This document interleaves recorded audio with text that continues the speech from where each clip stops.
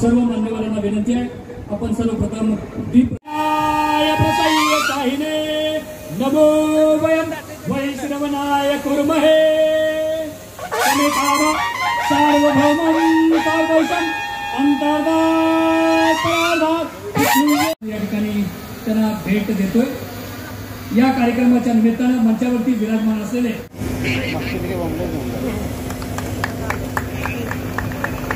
योजना आहे, एक QR कोड त्याचा आहे, त्या योजना आपल्याला कुठे टाकायचं QR कोडवरून या सर्व योजनांची आपल्याला माहिती मिळते।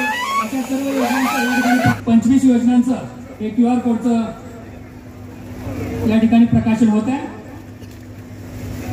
याच्या माध्यमातून सर्व शेतकरी बांधवांना आपल्यासाठी कोणकोणत्या योजना आहेत, त्यासाठी लागणारे काय कागदपत्र असतील किंवा तिथपर्यंत कसं पोहोचता येईल या सगळ्यांची माहिती आपल्याला एकत्रितरित्या या ठिकाणी मिळणार आहे आणि त्यामुळे आपल्याला आपल्या आर्थिक प्रगतीसाठी नक्कीच त्याचा फायदा होणार आहे।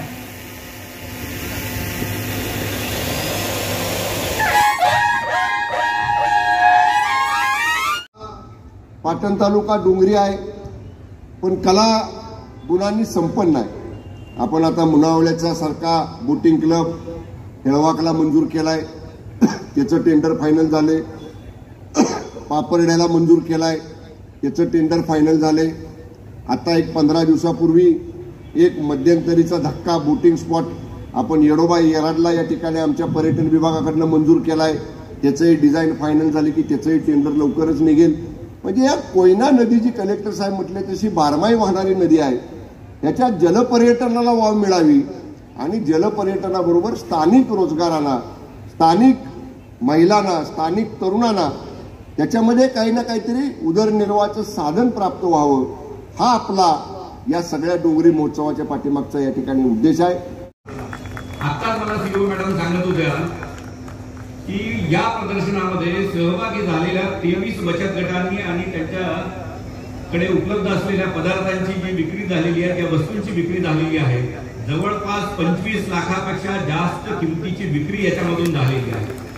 जो मूळतः आमचा उद्देश होता की आमच्या माता भगिनींनी जे बचत गट स्थापन केलेले आहेत, त्या बचत गटामध्ये जे निर्माण झालेल्या वस्तू आहेत, जे पदार्थ आहेत, त्यांना एक मार्केट मिळालं पाहिजे, त्यांना बाजारपेठ मिळाली पाहिजे आणि या भागातल्या नागरिकांना असे पदार्थ त्यांच्या गावामध्ये उपलब्ध झाले पाहिजे।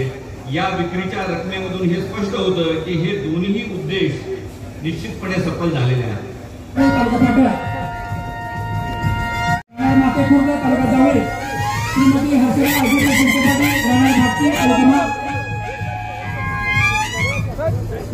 यानंतर श्रीमती आशाताई सूर्यकांत कदम राहणार कुसवरे तालुका आणि जिल्हा सातारा, श्रीमती प्रियांका संदीप पवार राहणार धुमाळवाडी तालुका सातारा।